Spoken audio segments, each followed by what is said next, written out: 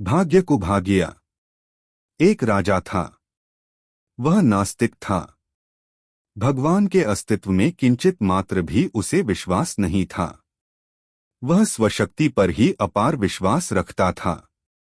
अन्य शक्तियों में उसका बिल्कुल विश्वास नहीं था। उसके विश्वास जो भी हों, जैसे भी हों, चूंकि शासन सक्रिय रूप से संभाल रहा था, इसलिए प्रजा सुखी थी, आराम से जिंदगी काट रही थी। साल में एक बार राजा बहुरूपिया बनकर राज्य भर घूमता था और जानने की कोशिश करता था कि उसके बारे में प्रजा के क्या अभिप्राय हैं। साथ ही उनके सुख दुखों के बारे में जानकारी भी प्राप्त करता था। अपनी आदत के अनुसार राजा एक बार बहुरूपिये के वेश में खेत के बगल से गुजर रहा था। प्यास लगी तो घोड़े से उतरा और एक कुएं से पानी खींचकर अपनी प्यास बुझाई। अपने चारों ओर जब देखने लगा तो उसने देखा कि बरगद के पेड़ के नीचे एक गरीब आदमी बैठा हुआ है। वह बहुत ही चिंतित लग रहा है। उसके मुख पर चिंता स्पष्ट झलक रही है। राजा गरीब के पास आया और पूछा, क्या बात है भाई? ऐसे क्यों बैठ गए? किस बात की चिंता है तुम्हें? कहते हुए वह उस गरीब के बगल में बैठ गया। गरीब ने दुख भरे स्वर में कहा, क्या बताऊं? जब से होश संभाला है तब से दुख ही दुख सह रहा है। यह भी नहीं जानता कि सुख क्या होता है। अपनी जीविका चलाने के लिए क्या कहीं नौकरी नहीं मिली? राजा ने पूछा। कहीं किसी और जगह पर नौकरी करने की क्या जरूरत है? ताड़ के उन 3 पेड़ों को देख रहे हो ना? उनके बीच की सारी जमीन मेरी ही है। परंतु क्या फायदा? उस परमात्मा की कृपा दृष्टि मुझ पर नहीं है। कहता हुआ भगवान का स्मरण करते हुए दोनों हाथ जोड़कर नमस्कार किया। राजा नाराज हो गया, पर उसे मूर्ख समझते हुए उसने कहा, मेहनत करोगे तो सुखी रहने के लिए बालिश्त भर की जमीन काफी है। राजा की उक्ति पर दुखी होता हुआ गरीब बोला, मैं जानता ही नहीं सुस्ती क्या होती है। पिछले 3 सालों से मुझ पर क्या बीता, मुझसे सुनिए। आप स्वयं जान जाएंगे। पहले साल धान की फसल अच्छी हुई। सोचा कि इस साल मैं बड़ा ही भाग्यवान है। मुझ पर भगवान की कृपा दृष्टि है। अनाज बोरों में भरकर घर पहुंचाया। आप शायद समझते होंगे कि मेरा घर बड़ा है। वह तो सूखी घास से ढका हुआ मिट्टी की दीवारों पर खड़ा किया गया छोटा सा घर है। अच्छी फसल हुई, इस खुशी में मैंने अपनी पत्नी से कहा कि बड़े पकाओ, और मैं साहूकार से मिलने गया। लौटकर देखता हूं घर जला जा रहा है। आग की ऊंची ऊंची लपटों में वह जल रहा है। बात यूं हुई, मेरी पत्नी ने चूल्हा जलाया और उस पर बर्तन रखकर किसी काम पर बाहर आ गई। इतने में आपस में झगड़ा करते हुए मेरे दोनों बेटों में से एक बेटा जलती हुई लकड़ी ले आया और दूसरे को धमकी दे रहा था कि आगे बढ़ोगे तो जला दूंगा। मेरी पत्नी ने यह देखा और चिल्ला पड़ी, कहीं तुम्हारी अक्ल तो मारी नहीं गई? निकम्मे कहीं के, आग से खिलवाड़ कर रहे हो। कहकर उसे पकड़कर मारने वाली ही थी कि वह डर गया और उस जलती लकड़ी को छत पर फेंक दिया। तुरंत घास की बनी वह छत जल उठी। मेरी पत्नी और बच्चे चिल्लाते रहे, लोग आकर पानी से उस आग को बुझा दें, इसके पहले ही पूरा का पूरा घर जल चुका। तभी मैं साहूकार से मिलकर वापस आया। जान पर खेलकर हमने यथाशक्ति प्रयत्न किया। तब जाकर 5 बोरों का अनाज मात्र बचा पाए। साथ ही जो थोड़ी बहुत मेरी संपत्ति थी, खो दी। यह मेरा दुर्भाग्य नहीं तो और क्या है? राजा ने ध्यानपूर्वक उसकी बातें सुनी। फिर कहा, इस दुर्घटना का मूल कारक है तुम्हारी पत्नी। शरारती बच्चों को घर में छोड़कर जाना बहुत ही खतरनाक है। बच्चों को अनुशासन में रखना माता पिता का फर्ज है। अच्छा, अब आगे बताओ क्या हुआ? गरीब को राजा की बातों पर थोड़ा सा शक हुआ। उसने राजा को संदेह भरी दृष्टि से देखा और फिर कहा, दूसरे साल भी अच्छी फसल हुई। हमने इस बार भी बड़ी ही मेहनत की। मेरी पत्नी ने ग्राम देवी की पूजाएं की और प्रार्थना की कि पिछले साल की तरह इस साल भी कोई अनर्थ न हो। हमने इस बार जागरूकता बरती। इस बार हमने अनाज के बोरे घर में न रखने का निश्चय किया। साहूकार से अनुमति लेकर उसके गोदाम में रखने की ठानी। छोटे मोटे किसानों ने जल्दी ही अनाज दावा और बोरों में भरकर ले गए। चूंकि अनाज ज्यादा था इसलिए दावने में एक दिन की देरी हुई। उस दिन 5 बोरों का अनाज दावने के बाद साहूकार के गोदाम में रखवा दिया। बाकी काम कल पर टाल दिया। उस दिन रात को भारी वर्षा हुई। लगातार 3 दिन पानी बरसता ही रहा। इससे मेरे साथ साथ बहुत से किसानों को भारी नष्ट पहुंचा। पहले अग्निदेव ने तुम्हें नष्ट पहुंचाया तो इस बार वरुण देव ने। मैं तो कहता हूं कि यह सब तेरी ही गलती है। साधारणतया फसल को दावने के दौरान थोड़ी बहुत वर्षा होती रहती है। इसके पहले भी तुमने चोट खाई पर सावधानी नहीं बरती। जल्दी ही तुमको अपना काम कर लेना था पर तुमने देरी की। 4 मजदूरों को काम पर रखते और काम जल्दी पूरा कर लेते। राजा ने उसी को दोषी ठहराते हुए कहा। उसकी बातें सुनते ही गरीब ने हाथ जोड़े और नमस्कार करते हुए पूछा, महाप्रभु कहीं आप बहुरूपिये के वेश में आए महाराज तो नहीं हैं? राजा ने चकित होकर पूछा, तुम्हें क्यों ऐसा संदेह हुआ? जो भी मेरी कहानी सुनेगा वह मुझ पर सहानुभूति दिखाएगा, मेरे दुर्भाग्य पर 2 आंसू बहाएगा। किंतु आपने दोनों बार मेरे दुर्भाग्य पर नहीं बल्कि मेरी गलती पर ही जोर दिया, उंगली उठाई। राजा ने उसकी प्रशंसा करते हुए कहा, इस बात की मुझे खुशी है कि तुममें थोड़ा बहुत तार्किक ज्ञान है। मैं कौन है बाद मालूम होगा। अब बताओ तीसरी बार क्या हुआ? निर्लिप्त होकर गरीब थोड़ी देर तक राजा को देखता रहा। फिर बोला, तीसरी बार मेरे दुर्भाग्य ने मुझे निगल डाला। स्वामी, पहला साल फिर से घर का निर्माण करने और दूसरा साल घर चलाने के लिए साहूकार से कर्ज लेना पड़ा।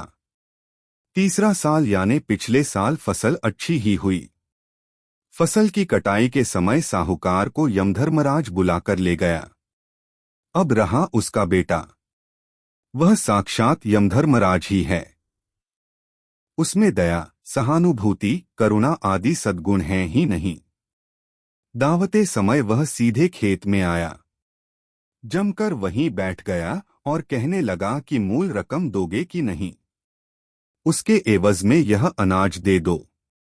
मैंने बहुत गिड़गिड़ाया कि थोड़ा थोड़ा करके किश्तों में चुकाऊंगा पर उसने माना ही नहीं।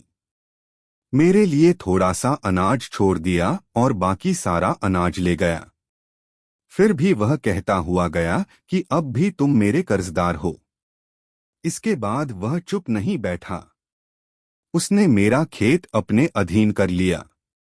उसकी कृपा से उसका नौकर बनकर उसके खेत की देखभाल कर रहा हूं। वह जो देता है उसी से अपना और परिवार का पेट भर रहा हूं। इस साल मैंने कड़ी मेहनत की। उधर देखिए उस फसल को, कितनी हरी भरी दिख रही है। कटाई के समय साहूकार का बेटा आएगा और गिद्ध की तरह मेरे कष्टों के फल को अपने मुंह में डालकर उड़ जाएगा और मैं निस्सहाय देखता रह जाऊंगा। मैं ग्रामाधिकारी से उसकी शिकायत नहीं कर सकता क्योंकि वह साहूकार के बेटे का ससुर है। भला कोई क्यों अपनी बेटी का अहित करना चाहेगा? अपना दुखड़ा सुनाने उस ईश्वर के सिवा और कौन रह गया? आप ही बताइए, क्या कोई है जो मेरा दुखड़ा सुनने तैयार है? उस गरीब ने कहा। गरीब की बातों पर नाराज होते हुए राजा ने कहा, मूर्ख, तुम्हारे साथ जब अन्याय हो रहा है तब तुम्हें जो करना चाहिए कर नहीं रहे हो। सर्वेश्वर, दयामयी, करुणानिधि कहकर जोर जोर से पागल की तरह चिल्ला रहे हो। इसी वजह से तुम्हारी जिंदगी बर्बाद हो गई। ग्रामाधिकारी नहीं सुनेगा तो क्या मंडलाधिकारी नहीं सुनेगा? मंडलाधिकारी भी निठल्ला निकला तो इस देश के राजा नहीं हैं, जो तुम्हारा दुखड़ा सुनते, तुम्हारे साथ न्याय करते। किसी को अपना दुखड़ा सुनाकर इस अन्याय को रोकने के लिए तुम्हें प्रयत्न करना था। उल्टे हे भगवान, हे ईश्वर कहकर चिल्लाते रहने से क्या फायदा। इन बातों को सुनते ही गरीब ने फिर से हाथ जोड़े और राजा को नमस्कार करते हुए कहा, महाप्रभु, आप साक्षात महाराज ही हैं, इसमें कोई संदेह नहीं। अब रही मेरी बात। मुझे दुर्भाग्य ने अपने चंगुल में फंसा लिया। मेरा दृढ़ विश्वास है कि भाग्यवान को कोई बिगाड़ नहीं सकता, भाग्यहीन को कोई सवार नहीं सकता। इस कारण मैं कहीं नहीं गया और उस भगवान के भरोसे पर ही जी रहा हूं।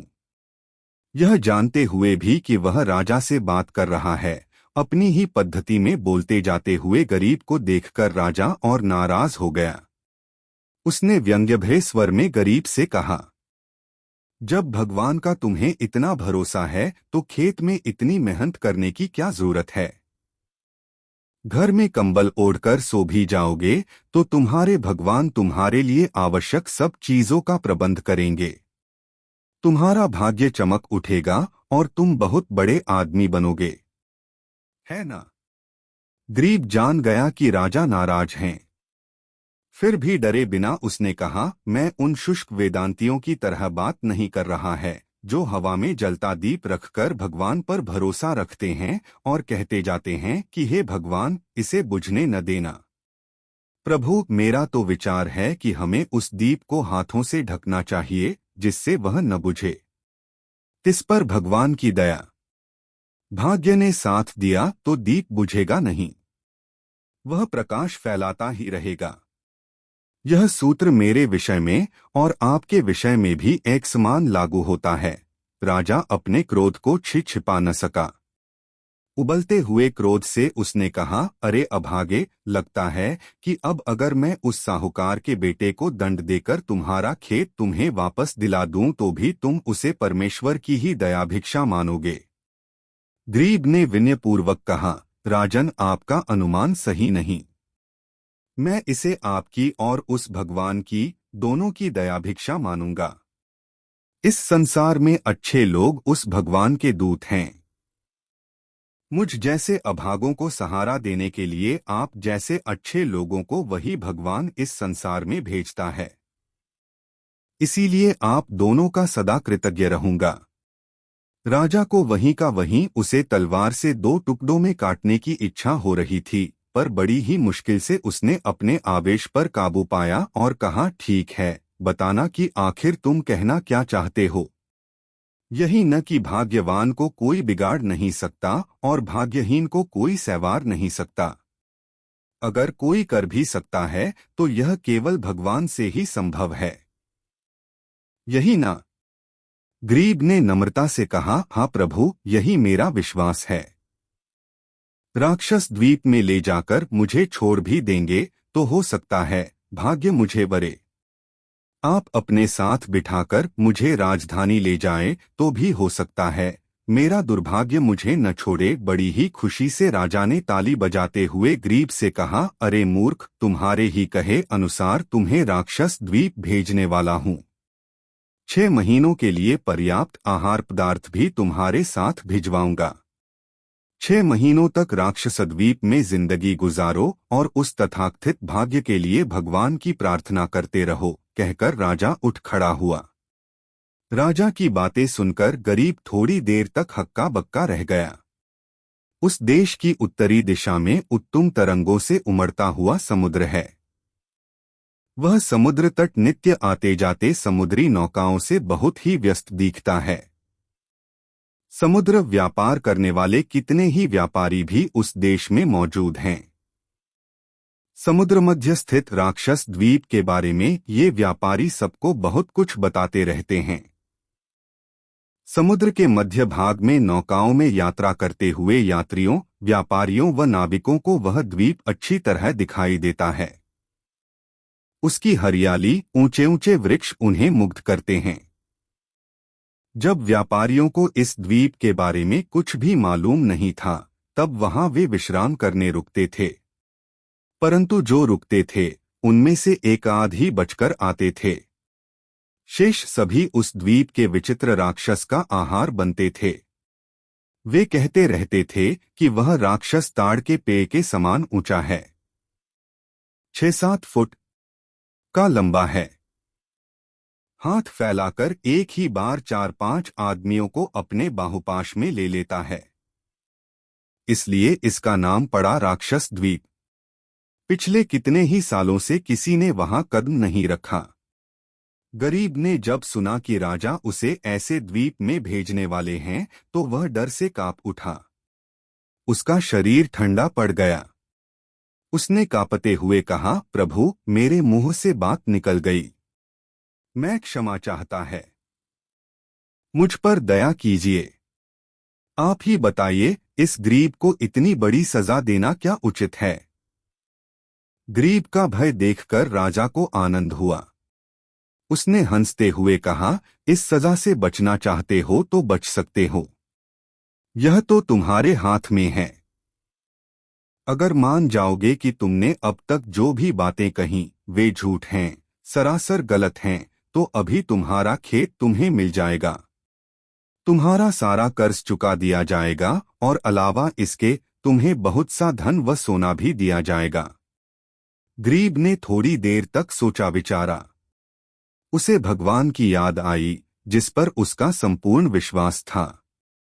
जन्म से लेकर बड़ों से बताए गए विश्वासों की याद आई, जो उसके रक्त में जीर्ण हो गए थे। उसे लगा कि इन विश्वासों को भुलाकर, उस भगवान को भुलाकर, जिसके भरोसे पर वह जीवन बिता रहा है, स्वार्थ से प्रेरित होकर राजा के हाँ में हाँ मिलाना कृतघ्नता है, नीचता है। उसने दृढ़ता से कहा, मालिक, अगर मेरा राक्षस द्वीप में ही मरना ललाट पर लिखा हुआ है तो कोई भी मुझे मरने से बचा नहीं सकता। आप मुझे वहां भेजिए। भगवान की जैसी इच्छा है, होगी। अब रही मेरी संतान और पत्नी की बात। आपकी दया और उनका भाग्य कहकर उसने हाथ जोड़कर नमस्कार किया। उसकी इन बातों को सुनकर राजा में अब तक थोड़ी बहुत सहानुभूति उस गरीब के प्रति थी, उड़ गई। अब राजा में जिद घर कर गया। गरीब के जरिए ही ग्रामाधिकारी को खबर भेजी और गरीब के पूरे परिवार को अपने साथ राजधानी ले जाने का प्रबंध करवाया।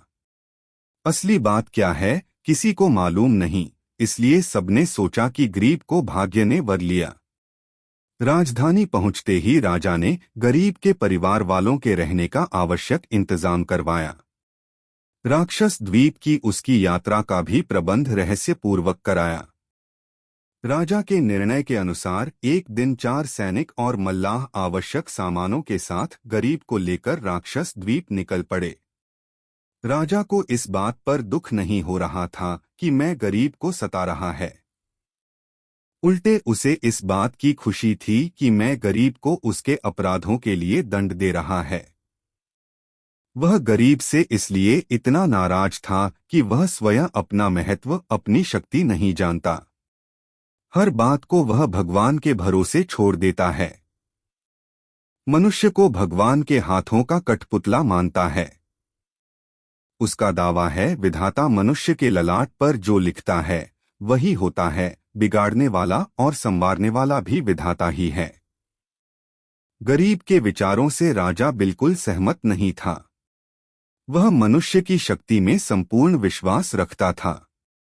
उसका मानना था कि मनुष्य ने समस्त शक्तियां स्वयं प्राप्त की हैं। अपने बुद्धिबल पर वह जी रहा है और जिंदगी गुजारने के लिए आवश्यक सुविधाएं एकत्र कर रहा है। भगवान नामक अदृश्य शक्ति के सहारे की भला उसे क्या आवश्यकता है? राजा को तो उस अदृश्य शक्ति के अस्तित्व में कोई विश्वास ही नहीं। इसलिए निकलने के पहले राजा ने निर्दयतापूर्वक गरीब से कहा, ठीक 6 महीनों के बाद इसी दिन इसी नौका को इन्हीं सैनिकों को तुम्हें ले आने भेजूंगा। तब तक तुम जिंदा रहे तो उस दिन तट पर आकर प्रतीक्षा करना। वे ठीक 3 घंटों तक ही तुम्हारी प्रतीक्षा में रहेंगे। हाँ के भाव में गरीब ने सिर हिलाया और भगवान का स्मरण करते हुए नौका में बैठ गया। उस समय उसकी मनोस्थिति बड़ी ही विचित्र थी। स्वयं वह निर्णय नहीं कर पा रहा था कि यह उसकी भलाई के लिए हो रहा है या बुराई के लिए। उसे मालूम था कि राक्षस द्वीप में पहुंचने के बाद राक्षस के हाथों उसका मारा जाना निश्चित है। भगवान पर उसका अपार व दृढ़ विश्वास था, इसलिए उसने अपना पूरा भार भगवान पर छोड़ दिया और निश्चिंत हो गया। मल्लाह ने नौका तेजी से चलाई और निर्धारित समय के पहले ही राक्षस द्वीप पहुंचाया। सैनिकों ने उसे जल्दी उतरने के लिए कहा।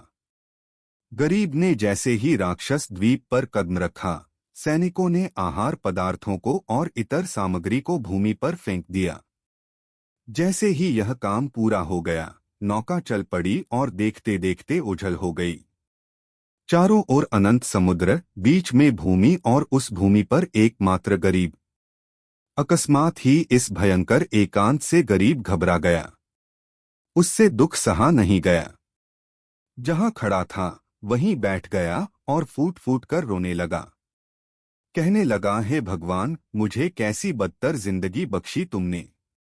इस अकेलेपन व दुख से भरी जिंदगी से मौत ही कहीं अच्छी है। जल्दी मेरा अंत कर दो। उस राक्षस के गर्जन को सुनकर मेरे दिल की धड़कन बंद हो जाए, इसके पहले ही मुझे मार डालना। सुख की यह मौत ही सही, मेरे नसीब में लिखो। भय और चिंता के कारण उसकी भूख भी मिट गई। उसने सोचा, जब मरना निश्चित है तो खा पी कर क्या करूंगा। इसलिए उसने आहार पदार्थों की ओर देखा तक नहीं। वह जोर जोर रोता रहा और जब थक गया, बेहोश होकर जमीन पर गिर गया। जब वह जागा तब सूरज की किरणें उस पर गिर रही थीं। उस कोमल प्रकाश में आपने आप को जिंदा पाकर उसे बेहद खुशी हुई। उसने सुन रखा था कि राक्षस मनुष्य की गंध आसानी से सूंघ लेते हैं और उसके पास आ जाते हैं। पर इतना समय बीत जाने के बाद भी कोई राक्षस उसके पास नहीं आया, जिसका उसे बड़ा आश्चर्य हुआ। फिर भी गरीब वहां से नहीं हिला। सोचा कि आज यहीं रहूं और फिर देखें कि क्या होने वाला है। जब जब भूख लगती थी, टोकरी से फल निकाले, मिठाइयां लीं और खा लीं। रात को भी वह वहीं सो गया। तीसरे दिन सवेरे भी अपने को सजीव पाकर गरीब में उत्साह पैदा हो गया। अब उसमें धीरज आ गया। वह निडर होकर धीरे धीरे द्वीप के अंदर पैदल चलने लगा। सायंकाल तक वह पैदल चलता रहा, पर उसे राक्षस का कहीं पता न चला। अंधेरा छाते छाते वह एक फल वृक्षों से भरे प्रदेश में ठहर गया और डरते डरते वहीं सो गया। चौथे दिन सवेरे ही उठा और फिर से पैदल जाने लगा। मध्याह्न होते होते वह द्वीप के बीचों बीच पहुंचा। वहां दिखाए दिए दृश्य को देखकर उसका दिल भय से कांप उठा। विशाल एक समतल प्रदेश में बहुत ही लंबा अस्थिपंजर पड़ा हुआ था। उसके आकार प्रकार की विशिष्टताओं को उसने भली भांति देखा और उसने निश्चय कर लिया कि यह राक्षस द्वीप के विचित्र राक्षस का ही अस्थिपंजर है।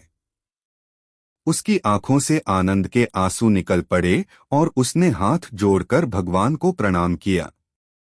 गरीब ने निश्चय कर लिया कि विचित्र राक्षस मर गया और इस द्वीप में उसे कोई खतरा नहीं है। उसका धैर्य बढ़ गया। फल वृक्षों में लटकते फलों को तोड़ा और खाता रहा। पांचवें दिन दोपहर को उसने एक और विचित्र दृश्य देखा। एक महावृक्ष के नीचे भूमि पर अनगिनत वज्र, वैढूर्य, उत्तम कोटि के रत्न, मोती, सुवर्ण आभूषण आदि ढेर के ढेर पड़े हुए हैं। इतनी बेशुमार निधि को देखकर गरीब को बहुत अचरज हुआ। उसने सोचा, यह सब राक्षस की संपदा होगी, जिसे उसने यहाँ विधान लेने आए व्यापारियों व नाविकों को मारकर लूटा होगा। उसे उन पर दया भी आई जो राक्षस के हाथों मर गए। वह वहीं बैठकर बहुत ही देर तक सोचता रहा। फिर वह समुद्र के तट पर गया और आहार पदार्थों से भरी 2 बड़ी थैलियों को खाली करके ले आया। उन थैलियों में जितना सोना व रत्न भर सकते थे भर लिया।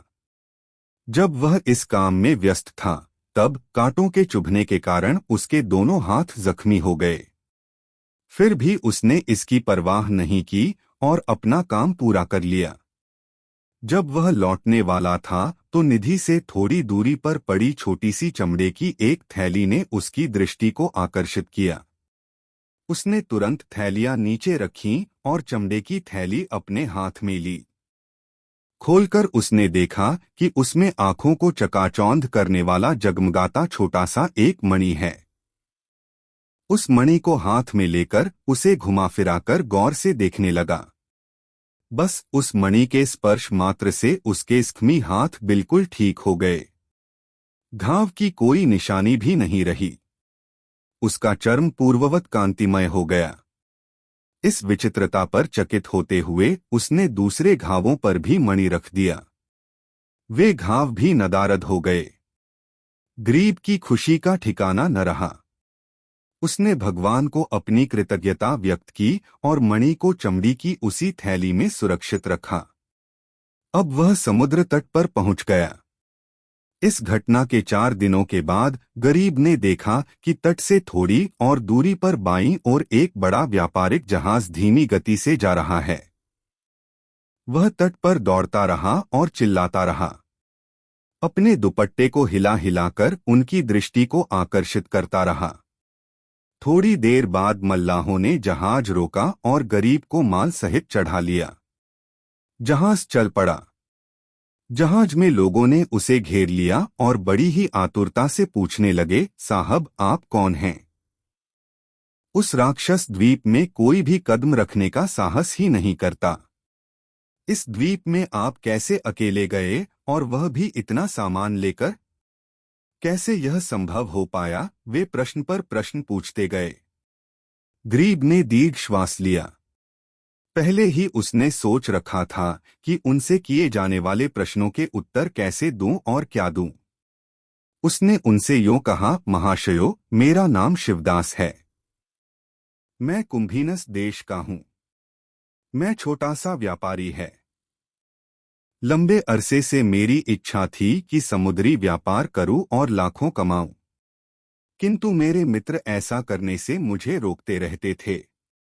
उनका कहना था, समुद्री व्यापार जोखिमों से भरा पड़ा है। कभी कभी तो लाभ की बात छोड़ो, पूंजी भी समूल खोनी पड़ती है। फिर भी मैं निराश नहीं हुआ। मेरी आशा पर पानी फिर नहीं गया। एक दिन अपने एक धनवान बाल्यमित्र से मिला और कहा, जो भी कुछ भी कहे, समुद्री व्यापार करने की मेरी तीव्र इच्छा है। मैं यह इच्छा पूरी करके ही छोड़ेगा। आवश्यक पूंजी मेरे पास नहीं है। कर्ज लूं तो पता नहीं चुका पाऊंगा या नहीं, इसी भय से पीछे हट रहा हूं। अगर कोई मुझे अधिकाधिक धन देकर सहायता करे तो राक्षस द्वीप में 1 सप्ताह भर रहने के लिए भी सन्नद्ध है। वह मित्र ऐसे साहसपूर्ण कार्यों पर मरता है। मैं यह जानता हूं, इसीलिए मैंने उससे अपनी इच्छा बताई। उसने तुरंत मुझसे वादा किया कि मुझे जो धन चाहिए वह देगा। उसने अपना वादा निभाया भी। आहार पदार्थ और इतर सामग्री देकर मुझे इस द्वीप में उतारा। हमारे समझौते के अनुसार राक्षस द्वीप से बाहर आने की जिम्मेदारी मुझ पर ही थी। इस द्वीप में आए 10 दिन हो गए। इन 10 दिनों में अपनी जान को हथेली पर रखकर जहां उतरा वहीं बैठा रहा। किसी नौका के आने का इंतजार करता रहा। उस भगवान से प्रार्थना करता रहा। आज मेरा भाग्य आपके आ जाने से चमक उठा। गरीब की आप बीती कहानी सुनकर घिरे लोगों ने आश्चर्य प्रकट किया और कहा, 10 दिनों तक राक्षस द्वीप में ही रहे और बच गए। विश्वास ही नहीं होता। क्या असल में द्वीप में राक्षस है? मैं क्या जानूं? मैं तो तट से 10 फुट भी अंदर नहीं गया। अंदर से मुझे कोई हलचल सुनाई नहीं पड़ी। शिवदास के नाम से पुकारे जाने वाले गरीब ने कहा। जहाज में जितने भी लोग थे सब आपस में इसी को लेकर चर्चा करने में लग गए कि राक्षस जिंदा है या मर गया। उसकी मृत्यु सहज थी या किसी से मारा गया। गरीब ने बड़ी ही चतुरता से बात बदली और जहाज में जो व्यापारी थे उनके बारे में विवरण जानने लगा। वह जहाज गरीब का स्वदेश कुंभीनस के पड़ोस में ही स्थित मातंग देश का एक व्यापारिक जहाज है। मार्ग मध्य में पड़ने वाले 4-5 द्वीपों में वह ठहरेगा और सिंहल देश तक जाएगा। जहाज में जितने भी व्यापारी थे, उनमें से बड़ा व्यापारी था मणिकुंडल। गरीब के मन को उसने आकृष्ट किया। उस क्षण से वह मणिकुंडल के साथ ही रहने लगा और उसके व्यापारिक रहस्यों की जानकारी पाने लगा। यों दिन गुजरते गए और जहाज नारिकेल नामक छोटे द्वीप पर रुका। शिवदास, यहाँ नारियल, खोपर व रेशे से बनाई गईं अलंकार वस्तुएं बहुत ही सस्ती मिलती हैं। हम जिन जिन द्वीपों में जाने वाले हैं, वहाँ और सिंहल देश में भी इन वस्तुओं की बड़ी मांग है, कुंडल ने गरीब से कहा। गरीब तुरंत उसके साथ द्वीप में गया और दोनों ने मिलकर बहुत चीजें खरीदीं और जहाज में महफूज रखीं। इसके बाद व्यापार संबंधी कामों पर जब द्वीप में घूम रहे थे, तब मणिकुंडल का पांव एक पत्थर से टकरा गया। वह जमीन पर गिर गया। घाव की पीड़ा की वजह से उस रात को वह सो नहीं सका। बिस्तर पर लेटा वह इधर उधर करवटें बदल रहा था तो अचानक उसने देखा कि एक आदमी उसके पास बैठा हुआ है। बत्ती की रोशनी को और बढ़ाते हुए उसने पूछा, शिवदास, इस आधी रात को यहाँ क्यों आए? गरीब ने धीमे स्वर में कहा, आपकी पीड़ा को देखते हुए मुझसे रहा नहीं गया। एक क्षण ठहरिए। उसने मणिकुंडल के सिर पर बंधी पट्टी खोल दी और अपने कपड़ों में छिपाए मणि को बाहर निकाला। उस मणि को घाव पर रखा। दूसरे ही क्षण मणिकुंडल का दर्द दूर हो गया। उसने आश्चर्यभरे स्वर में पूछा, शिवदास, यह सब क्या है? क्या तुम सचमुच व्यापारी हो? गरीब थोड़ी देर तक सकपकाता रहा, मौन रहा। फिर कहा, ऐसे प्रश्न का सामना करना होगा, इसीलिए अब तक मैंने यह काम नहीं किया। आपका दर्द मुझसे देखा नहीं गया, इसलिए यह काम करने पर तुल गया। मणिकुंडल के हाथ पकड़ते हुए उसने कहा, महाशय, आप आयु में, अनुभव में, अच्छाई में मुझसे बड़े हैं, उत्तम हैं। मेरे गुजरे जीवन के बारे में कुछ न पूछिएगा। अपनी वर्तमान स्थिति के कारण संभूत व्यक्ति को अपने बारे में सब कुछ बताने के बाद ही बाकी लोगों को बताने की मेरी इच्छा है। एक विषय मात्र आपको बताता हूँ, सुनिएगा। तब अब आगे भी मैं भगवान में ही विश्वास रखता हूँ, रखूंगा। मेरा अगाध विश्वास है कि भगवान मनुष्य के ललाट पर जो लिखता है वही होगा, होकर रहेगा। मेरा यह विश्वास ही मेरी इस वर्तमान स्थिति का कारक है। मेरे व्यापार जीवन में आप मेरे प्रथम गुरु हैं। मेरा विश्वास कीजिए और मुझे आशीर्वाद दीजिए। हाथ जोड़कर प्रणाम करते हुए उसने कहा। मणिकुंडल ने आश्चर्य से उसका कहा सब कुछ सुना और अप्रयत्न ही उसके सिर पर हाथ रखकर आशीर्वाद दिया। गरीब ने महिमामयी मणि द्वारा मणिकुंडल के घावों की पीड़ा दूर कर दी। इस घटना के बाद वे दोनों और घने मित्र हो गए।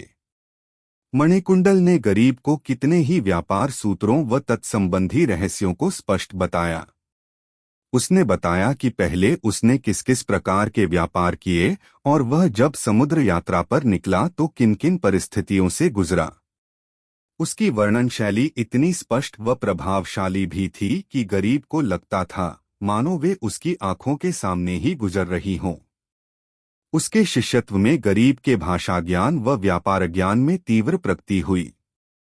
वह अब व्यापारिक मामलों में स्वयं निर्णय लेने लगा। यो राक्षस द्वीप में कदम रखने के बाद 4.5 महीने बीत गए। इस अरसे में उसे द्वीप में जो धनराशि मिली उससे दुगुना धन कमाया। अनेकों मूल्यवान वस्तुएं व्यापार में कमाई। मणिकुंडल को भक्तिपूर्वक उसने कितनी ही भेंटें दी और उससे विदा ली। स्वदेश पहुंचने निकल पड़ा। महाराज ने उसे 6 महीने की मोहलत दी थी। अब उसके पूरे होने में केवल 15 दिन ही बाकी थे। गरीब अब धनी व्यापारी होकर स्वदेश लौटा। उसने पहले पहल राजधानी नगर में एक भव्य भवन खरीदा। आवश्यक मरम्मतें करवाईं और सुंदर रंग डलवाए। दास दासियों की नियुक्ति की। इन सब कामों के पूरा होते होते 15 दिनों की मोहलत पूरी हो गई। मोहलत के आखिरी दिन गरीब ने बहुत बड़े व्यापारी का वेश धारण किया और राजा के लिए कीमती भेंटें लेकर सजी बग्घी में बैठकर राजा से मिलने निकल पड़ा। वह जाते जाते कल्पनालोक में विचरता रहा। जब वह अंतःपुर पहुंचा तो उसे मालूम हुआ कि पिछले 2 महीनों से राजा तीव्र रूप से अस्वस्थ हैं। उनकी पीठ पर फोड़ा निकल आया और अच्छे से अच्छे वैद्य भी चिकित्सा करने में सफल नहीं हो पाए। इस फोड़े की वजह से राजा अत्यंत पीड़ा महसूस कर रहे हैं और उनकी आंखों से आंसुओं की धारा बह रही है। यह जानकारी पाते ही गरीब को बहुत दुख हुआ। उसने अपने आप को इस बात पर कोसा कि इन 15 दिनों में मैंने राजा के बारे में जानने की कोशिश क्यों नहीं की। वह फौरन घर लौटा और अपूर्व मणि को लेकर फिर से अंतःपुर पहुंचा। धनी व्यापारी के वेश में गरीब प्रतिष्ठित व्यक्ति लग रहा था, इसलिए राजदर्शन में उसे कोई कठिनाई नहीं हुई। जब उसने कक्ष में प्रवेश किया तो देखा कि राजा बिल्कुल बलहीन हैं, मुख पर कांति रह नहीं गई, शैया पर एक तरफ मुख किए लेटे हुए हैं। 6 महीनों के पहले जिस राजा ने बड़े ही आत्मक विश्वास के साथ बातें की, उसी राजा को इस स्थिति में देखकर गरीब का दिल दुख से उमड़ पड़ा। आंखों से आंसू निकल पड़े, अपने आप को काबू में रख नहीं सका। उसने मन ही मन भगवान से कहा, हे भगवान, तुम्हारी लीलाएं कितनी विचित्र हैं। यह तुम ही जानते हो कि कब क्या होता है। एक क्षण के लिए गरीब ने निर्वेद स्थिति का अनुभव किया और फिर संभल गया। धीरे से वह राजा के पास आया। ढका हुआ न होने के कारण बड़ा फोड़ा साफ दिखाई दे रहा था। उसने अद्भुत मणि उस फोड़े पर रखा। बस दूसरे ही क्षण फोड़ा अदृश्य हो गया और चर्म पर फिर से कांति व्याप्त हुई। सुषुप्तावस्था में भी पीड़ा का अनुभव करते हुए राजा को अकस्मात सुख महसूस हुआ। पीड़ा से मुक्त राजा ने आंखें खोलकर देखा। वहीं बैठी महारानी ने जब यह दृश्य देखा तो उसकी आंखों से आनंद के आंसू बहने लगे। उसने अप्रयत्न ही हाथ जोड़कर गरीब को प्रणाम किया। एक क्षण बाद राजा शैया पर बैठ गया। उसे लग रहा था मानो उसे पुनर्जन्म प्राप्त हो गया हो। उसने आनंद भरे स्वर में पूछा, किसने मुझे पुनर्जन्म प्रदान किया? वह महान व्यक्ति कौन है? महारानी ने गरीब की ओर इशारा किया। राजा आश्चर्य प्रकट करता हुआ उसे देख ही रहा था कि इतने में गरीब ने प्रणाम किया। राजा तुरंत शैया से उतरा और गरीब के हाथ पकड़ते हुए कहा, महानुभाव, अपना सर्वस्व आपको अर्पित भी कर दूं तो भी मैं आपका ऋण चुका नहीं सकूंगा। मेरे लिए आप अपर धनवंतरी हैं। अपना परिचय देकर मुझे कृतार्थ कीजिए। गरीब ने मुस्कुराते हुए कहा, महाप्रभु, हम एक दूसरे से पहले ही से परिचित हैं। नए परिचय की कोई आवश्यकता नहीं। 6 महीनों के पहले ही भगवान ने हमें एक दूसरे से परिचय कराया। आवाज सुनते ही राजा ने गरीब को पहचान लिया और गदगदाते स्वर में कहा, तो तुम? गरीब ने राजा का हाथ पकड़कर शैया पर बिठाया और कहा, राजन, आप ही मेरी स्थिति के कारण संभूत हैं। आप मुझे इतना गौरव न दें। उस दिन जैसा बुलाया उसी तरह बुलाइए। मैं अपने बारे में बाद सब कुछ बताऊंगा। आप अभी बहुत कमजोर हैं। खाइए और शाम तक विश्राम कीजिए। राजा ने मंत्रमुग्ध की तरह गरीब के कहे अनुसार ही खाना खाया और शाम तक घोड़े बेचकर सोया। शाम को नहा धोया। अब वह अपने को बिल्कुल ही स्वस्थ, चिंता मुक्त, पीड़ारहित महसूस करने लगा। उद्यानवन में बैठकर गरीब को बुला लाने की आज्ञा दी। थोड़ी ही देर में गरीब वहां पहुंचा। राजा के पास बैठ गया और राक्षस द्वीप में कदम रखने के बाद जो हुआ विस्तार पूर्वक सुनाया। गरीब ने सब कुछ बताने के बाद अंत में राजा से कहा, प्रभु, मानता हूं कि मनुष्य सर्वशक्तिवान है, किंतु दैवत्व मानवता से कुछ फुट ऊपर ही है।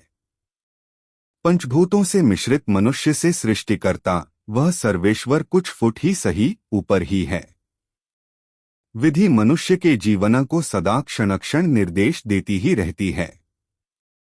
कौन सा दुर्भाग्य भाग्य में कब परिवर्तित होता है, कौन सा भाग्य किस भयंकर दुर्भाग्य की ओर ढकेलता है, यह किसी भी बड़े से बड़े व्यक्ति की भी कल्पना के बाहर है। मनुष्य को केवल चाहिए कि वह धर्म का आचरण करे, धर्म के पथ पर अग्रसर हो। वह धर्मपथ ही उसे औन्नत्य की ओर ले चलता है, जिससे वह विधाता का लाडला बन जाता है। अपनी ही बात लीजिए। मुझे राक्षस द्वीप भेजकर आपने जिस दुर्भाग्य का शिकार मुझे बनाना चाहा, वही आपका भाग्य बना। क्या इस सत्य को आप अस्वीकार कर सकते हैं? गंभीर होकर राजा ग्रीब की बातें ध्यान से सुन रहा था। उसने हाथ जोड़ते हुए कहा, यह नमस्कार पहले उस जगन्नाथ को, फिर उसके दूत तुम्हें।